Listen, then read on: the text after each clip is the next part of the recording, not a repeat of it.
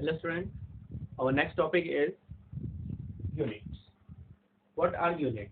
Okay, so I have written the definition here. This definition is given in your book. Okay. Measurement of any physical quantity involves comparison with a certain basic internationally accepted reference standard called unit. Okay. Measurement of any physical quantity. We know that every physical quantity has the measurement. उनको हम क्या करते हैं? Major करते हैं. Involves comparison with a certain basic internationally accepted reference standard called unit. अब हर physical quantity को क्या दिया हुआ है? एक reference दिया हुआ है. Okay, we have given the reference to any physical quantity that is internationally accepted. Okay, it is internationally accepted everywhere. Okay, internationally accepted. It is accepted everywhere and internationally accepted reference. So it is, we can say, internationally accepted reference standard called the unit. अब हमने जैसे पढ़ा है, हम कोई भी physical quantity पढ़ते हैं, जिससे आपने पढ़ा लेंथ, ठीक है, जिसे आपने पढ़ा है लेंथ. ओके, अब लेंथ को मेजर करने के अलग अलग तरीके हैं. That we will study in the measurement of length. अब अगर मैंने मान लो आपको बोला कि you have to measure the distance from here to here.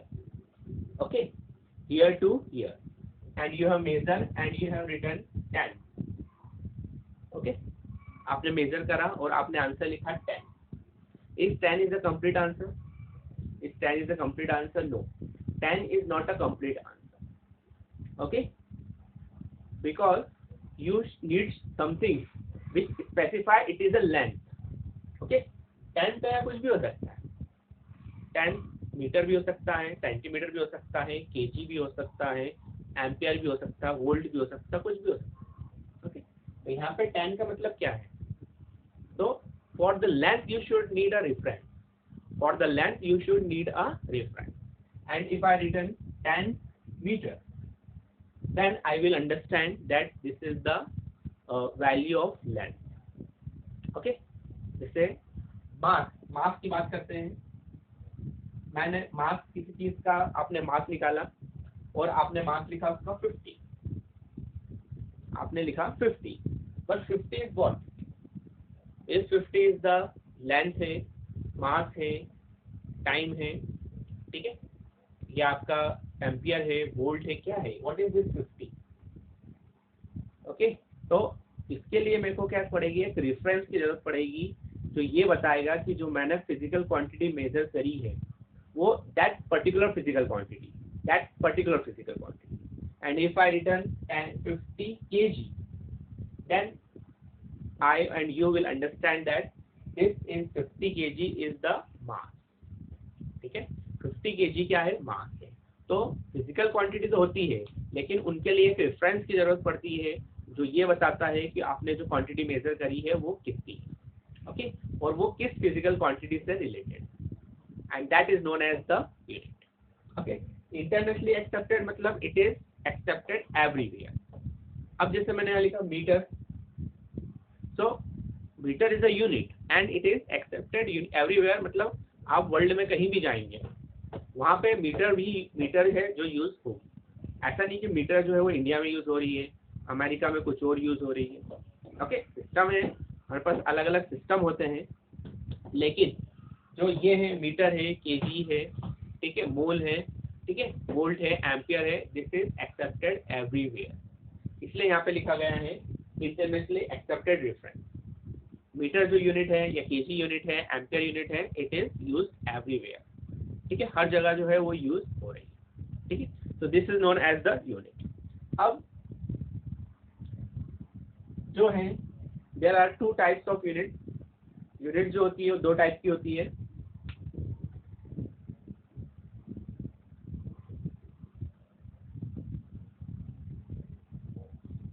Okay, fundamental unit and drive unit.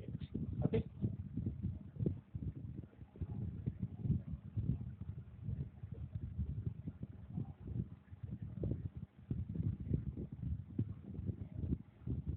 Okay, fundamental unit and drive unit. अब जो fundamental quantities होती है उनकी जो यूनिट होती है that we called as the fundamental unit. Okay, हमको पता है 7 फंडामेंटल क्वांटिटीज है, जैसे क्वांटिटी, ओके, तो थोड़ा मैं क्वांटिटी एंड यूनिट।